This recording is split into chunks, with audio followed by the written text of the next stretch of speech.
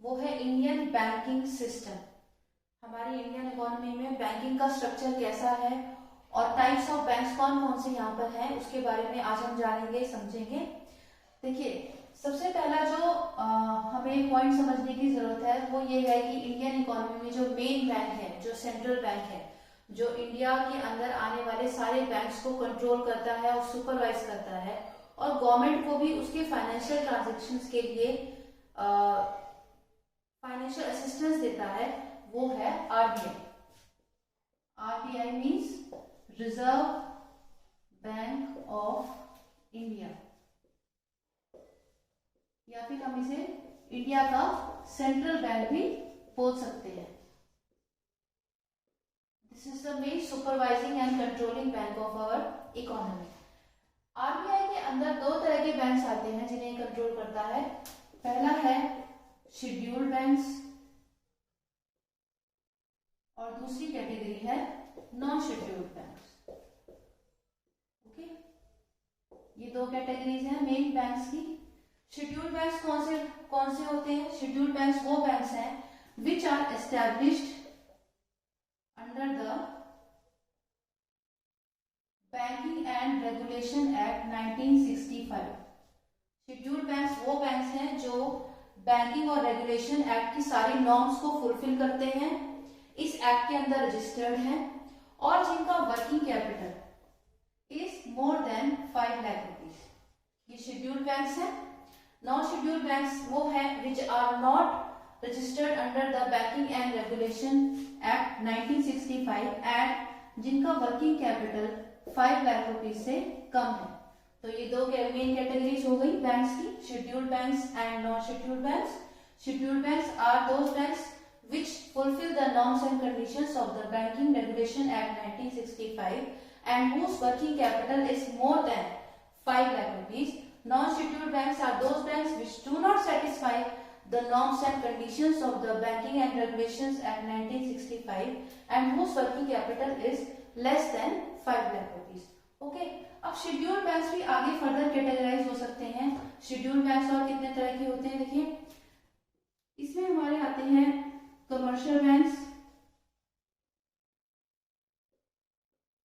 Foreign banks and cooperative banks. ठीक है, cooperative banks. Commercial banks का सोल पर्पस होता है प्रॉफिट कमाना, जैसा कि नाम से ही आपको समझ में आ रहा होगा। Commercial banks are solely registered with the main aim of earning profits and making money. ठीक है, फॉरेन बैंक्स, किसी भी फॉरेन बैंक की जो ब्रांच है जब वो इंडिया में खुलती है तो वो भी शेड्यूल्ड बैंक्स के अंदर गवर्नेंस उसकी होती है। और कोऑपरेटिव बैंक्स जो होते हैं वो उनका सोल पर्पस प्रॉफिट कमाना नहीं होता, वो कमर्शियली एस्टेब्लिश नहीं किए जाते। कोऑपरेटिव बैंक्स का जो सोल पर्पस होता है वो पब्लिक वेलफेयर होता है, वो पब्लिक वेलफेयर के मोटिव से उनको एस्टेब्लिश किया जाता है। जैसे कि आपको नाम से समझ में आ रहा होगा, cooperate with the general public, general public की वेलफेयर को और फाइनेंशियल नीड्स को ध्यान में रखते हुए उन्हें असिस्टेंस प्रोवाइड करने के लिए इन बैंक्स को एस्टेब्लिश किया जाता है। अब कमर्शियल बैंक्स के हम एग्जांपल देख लेते हैं। फॉर एग्जांपल कुछ जैसे पब्लिक सेक्टर बैंक्स होते हैं, इसमें कुछ प्राइवेट सेक्टर बैंक्स होते हैं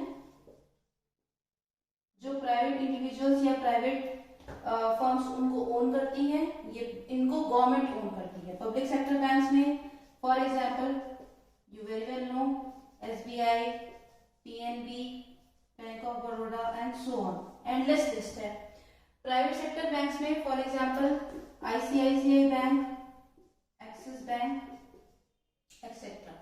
फॉरेन बैंक का example HSBC and cooperative banks for example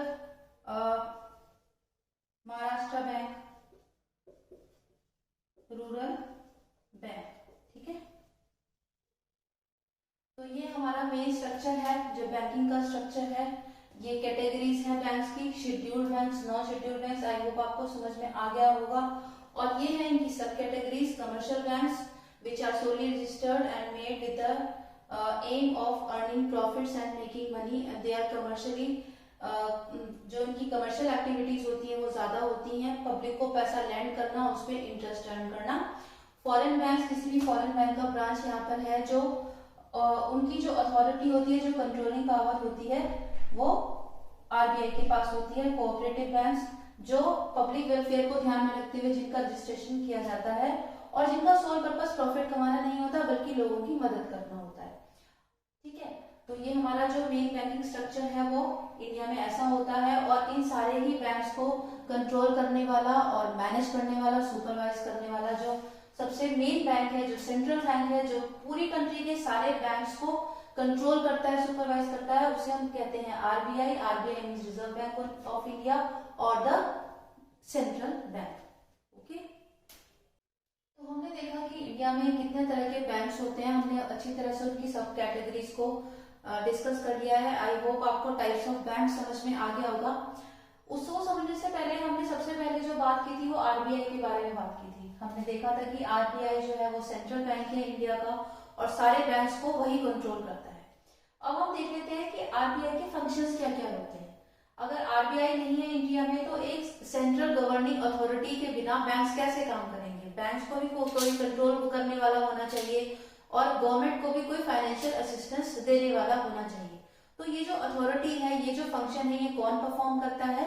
ये reserve bank of India perform करता है। तो main functions of reserve bank of India को हम एक एक करके समझ लेते हैं। पहला फंक्शन क्या है कि आरबीआई के पास ही करेंसी नोट्स को इश्यू करने का सोल राइट होता है।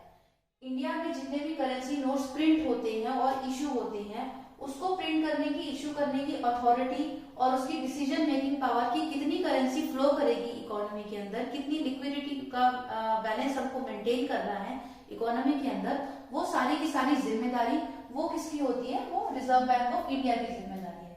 तो सबसे मेन और सबसे इंपॉर्टेंट फंक्शन आरबीआई का क्या है कि इसके पास करेंसी नोट्स को इश्यू करने का सोल राइट है। यही सुप्रीम अथॉरिटी है जो ये तय करती है कि कितने करेंसी नोट्स छपेंगे, प्रिंट होंगे, ठीक है, और मार्केट में फ्लो किए जाएंगे। सेकंड क्या है? Banker to the government. इसका मतलब क्या है कि अगर गवर्नमेंट को किसी फाइनेंशियल हेल्प की जरूरत पड़ती है तो उसे कौन हेल्प करेगा? गवर्नमेंट तो छोटे छोटे बैंक्स के पास नहीं जाएगी अपनी फाइनेंशियल नीड्स के लिए पैसे मांगने के लिए। तो गवर्नमेंट को जब भी फाइनेंशियल हेल्प की जरूरत पड़ती है या लिक्विडिटी की जरूरत पड़ती है तो उसकी मदद कौन करेगा? उसकी मदद करेगा आरबीआई। आरबीआई का फंक्शन है कि जब भी गवर्नमेंट को फाइनेंशियल असिस्टेंस की जरूरत पड़ती है, हेल्प की जरूरत पड़ती है, लिक्विडिटी की जरूरत पड़ती है, तो वो एज अ बैंकर अपना रोल प्ले करेगा for the government of the country. Then financial adviser to the government. Financial decisions लेने में आरबीआई गवर्नमेंट की मदद करता है कि हमें दूसरी कंट्रीज के साथ जो हमारे रिलेशंस होते हैं, एक्सपोर्ट्स होते हैं, इंपोर्ट्स होते हैं, फाइनेंशियल ट्रांजैक्शंस होते हैं, पैसे का लेन देन होता है, हम किसी दूसरी कंट्री को डेप्ट देते हैं या कोई दूसरी कंट्री हमें डेप्ट देती है, तो ये सारे ट्रांजैक्शंस के लिए, डिसीजन मेकिंग पावर के लिए जो गवर्नमेंट को जब भी जरूरत पड़ती है तो गवर्नमेंट ऑफ इंडिया किसके पास जाती है? हेल्प सीकिंग के लिए आरबीआई के पास जाती है। आरबीआई उसको सही डिसीजन देने के लिए मदद करता है कि आपको ऐसा करना चाहिए, ऐसा नहीं करना चाहिए, इतना लोन दे सकते हैं, कम करना है, ज्यादा करना है, इस कंट्री के साथ हमारे इकोनॉमिक रिलेशंस कैसे हैं, कैसे नहीं है। तो वो सारी चीजों को मेंटेन करने के लिए, एक बैलेंस मेंटेन करने के लिए, फॉरेन कंट्रीज के साथ अपने इकोनॉमिक रिलेशंस को अच्छा बनाए रखने के लिए हमेशा जब भी सलाह की जरूरत पड़ती है तो वो सलाह के लिए गवर्नमेंट आरबीआई के पास जाती है। तो आरबीआई एक फाइनेंशियल एडवाइजर की तरीके से भी एक्ट करता है गवर्नमेंट के लिए। उसके बाद सुपरवाइज ऑल द बैंक्स। जितने भी बैंक्स हैं जो अभी इससे पहले हमने देखे थे, जितने भी scheduled, non scheduled, commercial, cooperative societies, private, public, जितने भी तरीके के बैंक्स हैं उन सबको कंट्रोल करना बहुत जरूरी है ताकि वो रूल्स एंड रेगुलेशंस की लिमिट्स में रह करके अपनी ड्यूटीज को परफॉर्म करें। ठीक है, तो उन सबको सुपरवाइज करने का और कंट्रोल करने का काम भी आरबीआई का ही है। Next, control money supply and credit. Money supply को के फ्लो को कंट्रोल करना बहुत जरूरी है। अगर मनी सप्लाई एक्स्ट्रा हो जाएगी, लिक्विडिटी बढ़ जाएगी और कैश इन हैंड लोगों के हाथ में बढ़ जाएगा, उनकी परचेजिंग पावर बहुत ज्यादा बढ़ जाएगी, तो उससे इन्फ्लेशन होने का डर रहता है, महंगाई के बढ़ने के चांसेस पैदा हो जाते हैं। तो इसीलिए मनी सप्लाई को कंट्रोल करना और क्रेडिट की फैसिलिटीज को कंट्रोल करना बहुत जरूरी है। तो ये फंक्शन भी आरबीआई ही परफॉर्म करता है।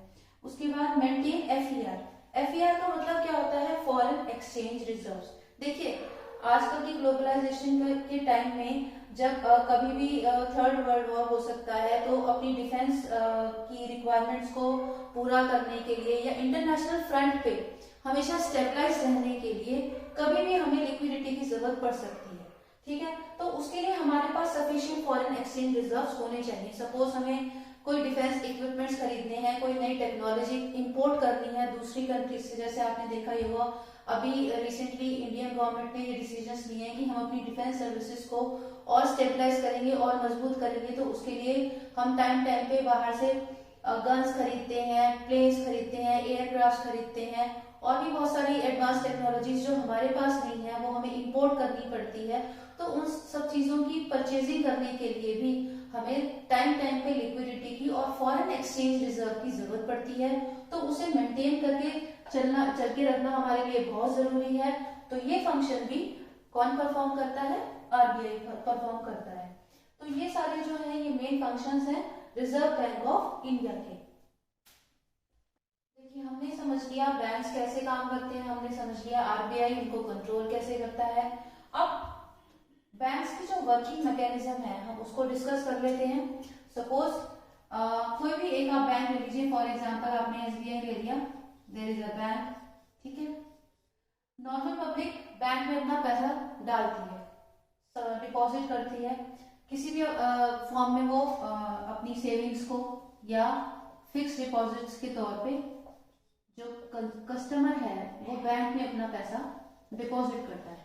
ठीक है, अब बैंक्स के पास बहुत सारा पैसा इकट्ठा हो गया, बैंक्स के पास बहुत सारे पब्लिक के सेविंग अकाउंट के फॉर्म में और एफडीज के फॉर्म में बैंक्स के पास बहुत सारा मनी इकट्ठा हो गया। For example 100 crore rupees. ठीक है, अब इस 100 करोड़ रुपीस का बैंक्स क्या करेंगे? बैंक्स इस 100 करोड़ रुपीस को आगे दूसरे कस्टमर्स को एज अ लोन देंगे। ठीक है, यानी कि कोई भी कस्टमर बैंक के पास आता है, उसे अपनी किसी भी रिक्वायरमेंट को पूरा करने के लिए लिक्विडिटी की जरूरत है, लोन की जरूरत है, तो पब्लिक से ही लिया हुआ पैसा बैंक पब्लिक को ही आगे लोन के तौर पे दे देती है। क्यों देती है?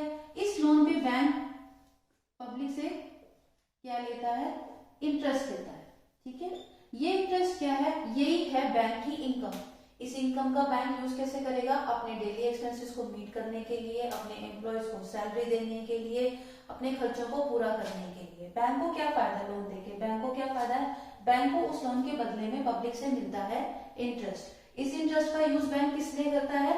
इस इंटरेस्ट का यूज बैंक करता है अपने एक्सपेंसेस को मीट करने के लिए, अपने खर्चों को पूरा करने के लिए। वो खर्चे किसी भी फॉर्म में हो सकते हैं, salaries, daily expenses, wages and there is a long list. तो ये एक जनरल फंक्शनिंग है, ये एक बेसिक फंक्शनिंग है बैंक्स की कि कस्टमर अपना पैसा सेविंग और फिक्स डिपॉजिट स्कीम्स की फॉर्म में बैंक के पास डिपॉजिट करते हैं। उस डिपॉजिट का यूज बैंक आगे पब्लिक को फर्दर लोन देने के लिए करते हैं। उस लोन पे उन्हें इंटरेस्ट मिलता है और वही इंटरेस्ट बैंक की इनकम है और उस इनकम का यूज बैंक करते हैं अपने खर्चों को पूरा करने के लिए। ये एक बेसिक नॉर्मल लेमैन लैंग्वेज में मैंने आपको समझाने की कोशिश की है कि बैंक्स फंक्शन कैसे करते हैं और बैंक्स की अर्निंग कैसे होती है। ठीक है, इसके बाद हम ये देखेंगे कि ये जो टोटल बैंक्स के पास डिपॉजिट आ गया, अब ये सारा का सारा डिपॉजिट बैंक आगे पब्लिक को लोन देने के लिए यूज कर लेती है? नहीं, इसके ऊपर एक लिमिट है। बैंक्स अपने डिपॉजिट्स को कंप्लीटली आगे पब्लिक को लोन देने के लिए यूज नहीं कर सकती है। इसके ऊपर रिजर्व बैंक ने कुछ लिमिट्स लगाई हुई हैं, कुछ कंडीशंस लगाई हुई हैं, कुछ शर्तें लगाई हुई हैं, उनको पूरा करना पड़ता है और ये इन कंडीशंस को मीट करना जितने भी बैंक्स हैं उनके लिए मैंडेटरी है। अगर बैंक्स रिजर्व बैंक की कंडीशंस को पूरा नहीं करेंगे और सारा का सारा पैसा आगे पब्लिक को लोन में दे देंगे तो रिजर्व बैंक उनके ऊपर पेनल्टी लगाता है, उनके ऊपर जुर्माना लगाता है। इसीलिए उस पेनल्टी से बचने के लिए सारे कमर्शियल बैंक्स के लिए ये कंपलसरी है, मैंडेटरी है कि वो रिजर्व बैंक के द्वारा लगाई गई कंडीशंस को और रूल्स और रेगुलेशंस को फॉलो करें। तो स्टूडेंट्स आज हमने बैंक्स की बेसिक फंक्शनिंग के बारे में जाना है, बैंक्स काम कैसे करते हैं, आरबीआई के मेन रिस्पॉन्सिबिलिटीज और ड्यूटीज क्या क्या होती हैं। आज की वीडियो में हमने ये देखा। अब हम नेक्स्ट वीडियो में ये देखेंगे कि रिजर्व बैंक जो है वो मॉनेटरी पॉलिसी का यूज करके